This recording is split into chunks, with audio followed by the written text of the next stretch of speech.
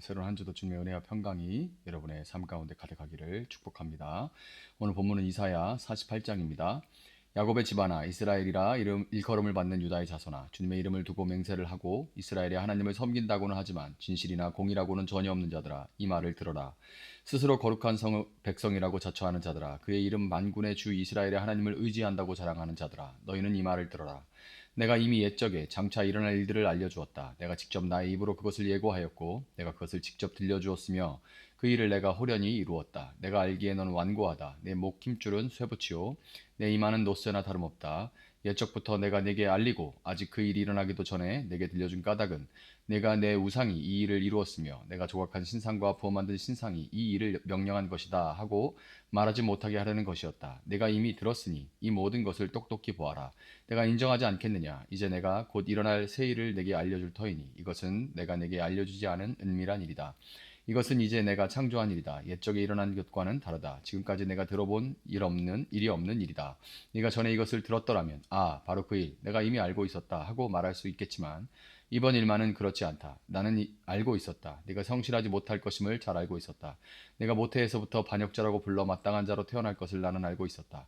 그러기에 내가 너를 듣지도 못하게 하였고 알지도 못하게 하였으며 옛적부터 네 귀가 트이지도 못하게 한 것이다. 내 이름 때문에 내가 분노를 참고 내 영예 때문에 내가 자제하여 너를 파멸하지 않겠다.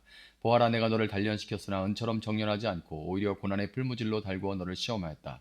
나를 위하여 바로 나를 위하여 내가 그렇게 하는 것이다. 어찌 내 이름을 욕되게 하겠느냐. 내 영광이 남에게 돌아가게 할 수는 없다. 야곱아 내가 불러낸 이스라엘아 내가 하는 말을 들어라. 내가 바로 그다. 내가 곧 시작이요 마감이다. 내 손으로 땅의 기초를 놓았고 내 오른손으로 하늘을 폈다. 내가 하늘과 땅을 부르기만 하면 하늘과 땅이 하나같이 내 앞에 나와 선다. 너희는 모두 함께 모여서 들어보아라. 우상들 가운데서 누가 이런 일들을 알려준 일이 있었느냐. 주님께서 그를 사랑하시니 그가 바빌론을 공격하여 주님의 뜻을 이루어 드리고 그의 능력을 바빌로니아 사람 앞에서 드러낼 것이다. 내가 말하였고 내가 그를 불러냈다. 내가 그를 오게 하였으니 내가 그 길을 형통하게 하겠다. 너희는 나에게 가까이 와서 이 말을 들어라. 처음부터 나는 은밀하게 말하지 않았다. 이 일이 생길 때부터 내가 거기에 있었다. 이제 주 하나님께서 나를 보내셨고 그분의 영도 함께 보내셨다. 주 너의 속량자 이스라엘의 거룩하신 분께서 이르시기를 나는 주 네 하나님이다. 내게 유익하도록 너를 가르치며 내가 마땅히 걸어야 할 길로 너를 인도하는 하나님이다 하셨다. 내가 나의 명령에 귀를 기울이기만 하였어도 내 평화가 강같이 흐르고 내 공의가 바다의 파도같이 넘쳤을 것이다. 내 자손이 모래처럼 많았을 것이며 내 몸에서 태어난 자손도 모래알처럼 많았을 것이며 그 이름이 절대로 내 앞에서 끊어지거나 없어지지 않았을 것이다. 너희는 바빌론에서 나오너라. 바빌로니아 사람들에게서 도망하여라. 그리고 주님께서 그의 종 야곱을 속량하셨다 하고 즐겁게 소리를 높여서 알려라. 이 소식이 땅끝까지 미치도록 들려주어라. 주님께서 그들을 사막으로 인도하셨으나 그들이 전혀 목마르지 않았다. 주님께서는 바위에서 물을 내셔서 그들로 마시게 하셨고 바위를 쪼개셔서 물이 솟아나게 하셨다. 주님께서 말씀하신다. 악인들에게는 평화가 없다. 아멘.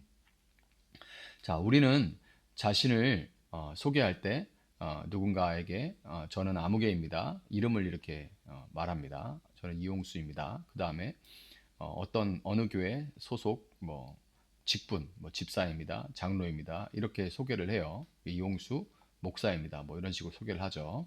우리에게는 우리를 설명하는 여러 이름과 소속 직분이 있습니다. 그것이 곧 우리의 정체성이라고 생각을 하기 때문이죠. 오늘 본문에 등장하는 이스라엘 백성도 마찬가지입니다. 그들에게는 누구도 부인할 수 없는 영광스러운 이름들이 있었습니다. 1절을 보면 그들은 야곱의 집이라고 불렸고 이스라엘이라는 이름을 가지고 있었습니다.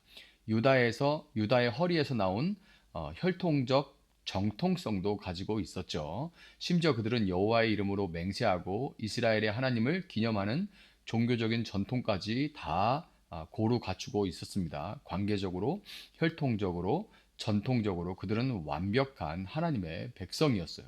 그런데 하나님께서는 이 모든 것을 갖춘 그들을 향해 충격적인 평가를 내리고 계십니다. 진실이 없고 공의가 없다. 너희는 스스로 이스라엘 하나님의 백성이라고 얘기를 하는데 하나님이 어떤 하나님이냐? 그런데 너희는 진실이 없고 공의가 없다. 이렇게 얘기를 합니다. 이름은 있는데 알맹이가 없다라는 말이죠. 껍데기는 그럴듯한데 본질이 전혀 없다. 보잘것없다라는 통렬한 그런 지적이 아닐 수 없습니다. 오늘 이 말씀의 거울 앞에 우리 자신을 비춰보아야 돼요. 오늘날 성도, 집사, 교인 이렇게 불리는 우리의 모습은 과연 어떻습니까? 주일마다 예배를 드리고 직분을 감당하고 기독교인이라는 정체성을 가지고 살아가는 우리의 삶 속에는 과연 하나님이 찾으시는 찾으시는 그 진실과 공의가 살아 숨쉬고 있는지 우리는 확인을 해야 하는 겁니다. 하나님께서 지적하신 이스라엘의 문제는 단순히 몇 가지 잘못을 저질렀다 하는 그런 차원의 문제가 아닙니다. 그들의 신앙의 근본이 흔들리고 있다라는 그런 문제예요. 정체성이 흔들리면 그것은 조금 흔들리는 게 아니라 다 흔들리는 거죠. 그들은 하나님을 부르고 그분의 이름으로 맹세하는 그런 형식들은 다 갖추고 있었지만 그것들은 그냥 정말 습관적인 어떤 종기의 행위일 뿐이었던 거예요. 삶의 중심에는 전혀 하나님이 계시지 않았습니다. 진실이 없다라는 것은 히브리어로는 에메트, 진실, 에메트가 없다라는 말인데 이는 거짓말을 한다라는 그런 의미를 넘어서 진리, 견실함, 신실함, 한결같음 이런 것이 없다라는 얘기입니다. 이렇게 저렇게 바람에 따라 막 휘청휘청 이리저리 막 나부낀다는 얘기인 거죠. 겨와 같이 하나님과의 관계에서 신실함이 사라진 것이고 사람과의 관계에서도 마찬가지죠. 입으로는 주를 부르지만 마음은 다른 곳을 향하고 있었다는 말입니다. 공의가 없다라는 것은 공의, 째다카라고 하죠. 이 째다카가 없다는 뜻인데 이는 이웃과의 관계에서 정의와 의로움이 무너졌다라는 것을 의미하는 겁니다. 하나님을 사랑한다 이렇게 말하지만 삶의 현장에서는 자기 이익을 위해서 불의를 행하고 이웃을 돌보지 않았습니다. 이것이 어떻게 이사야 시대의 일이기만 하겠습니까? 오늘날 우리의 모습도 크게 다를 것이 없죠. 더하면 더했지 절대 덜하지 않습니다. 우리는 너무나 쉽게 하나님의 영광을 위하여 이렇게 말은 하지만 하나님을 위해서 해야죠. 하나님을 위해서 했죠. 하나님의 이름을 위해서 했습니다. 하나님의 영광을 위해서. 그렇게 말은 하지만 실제로는 나의 만족과 유익을 구할 때가 참 많습니다. 교회 안에서는 거룩한 성도이지만 세상 속에서는 이익을 위해 진실을 외면하고 성공을 위해서 불의와 타협하면서 그렇게 살아갑니다. 하나님의 백성이라는 이름, 성도라는 이름이 그저 주일에만 잠시 입는 옷처럼 되어버리지는 않았는지 우리는 돌아봐야만 합니다. 하나님은 우리의 이름이나 직분이 아니라 우리의 삶의 중심에 있는 진실함과 공의를 바라보십니다. 이렇게 패역한 백성이라면 하나님께서 그들을 버리신다 해도 할 말이 없죠. 그러나 하나님은 여기서 놀라운 말씀을 선포하십니다. 9절과 11절이죠. 내 이름을 위하여 내가 노하기를 더디할 것이며 내 영광을 위하여 내가 참고 너를 멸절하지 아니하리라. 나는 나를 위하여 이 일을 이룰 것이라. 어찌 내 이름을 욕되게 하리요 내 영광을 다른 자에게 주지 아니하리라. 아멘. 하나님께서 이스라엘을 포기하지 않으시고 구원하시는 이유는 그들이 예쁘거나 어떤 조건이나 자격을 갖추고 있기 때문이 아닙니다. 바로 하나님 자신의 이름과 하나님 자신의 영광을 스스로 찾으시기 위해서예요. 만약 하나님께서 선택하신 백성이 죄악 때문에 완전히 멸망해버린다면 세상은 이스라엘의 신은 무능하다라고 조롱하면서 하나님의 이름을 욕되게 할 것이 분명하기 때문이죠. 하나님은 당신의 영광을 위해서 우리를 시련의 풀물 속에 넣어서 정결하게 하십니다. 우리의 죄와 불순물을 제거하시는 연단의 과정을 거치도록 하시는 거예요. 그러나 동시에 은같이 철저하게는 아니하고 라고 말씀하십니다.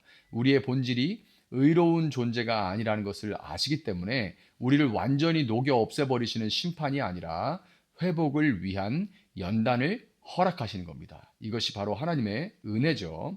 더 나아가서 5절에서 하나님은 왜 예언자들을 통해서 미래의 일을 미리 말씀하셨는지 그 이유를 설명해 주십니다.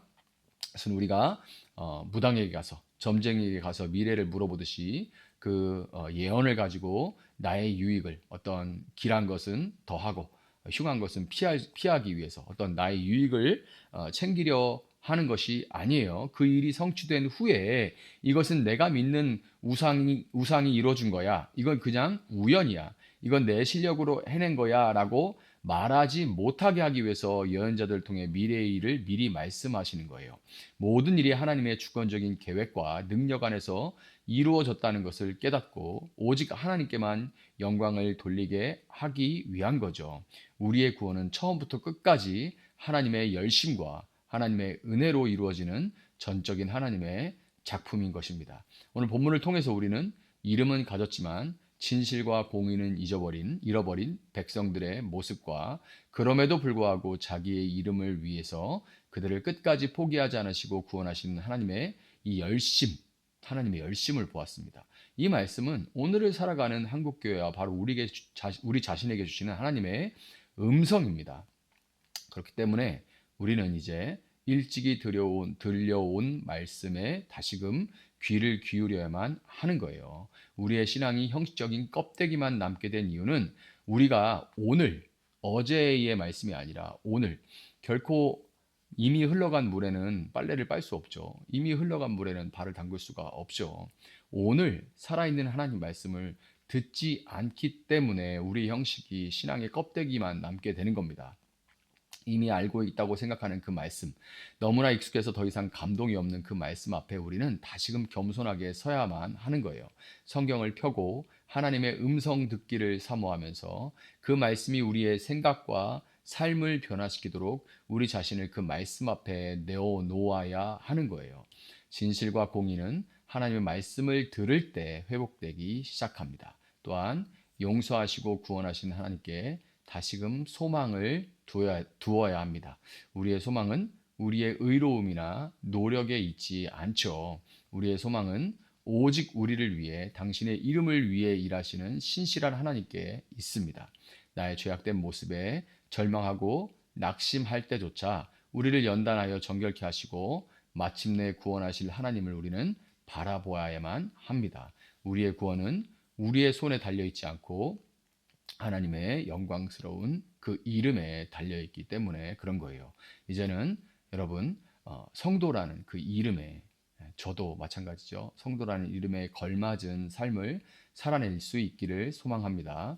우리의 삶의 모든 영역에서 진실하고 공의로운 모습으로 하나님의 살아계심을 증거할 수 있기를 바랍니다. 그것은 우리 힘으로는 불가능하지만 우리를 위해 일하시는 하나님을 의지할 때 그것은 결코 불가능한 일만은 아니에요.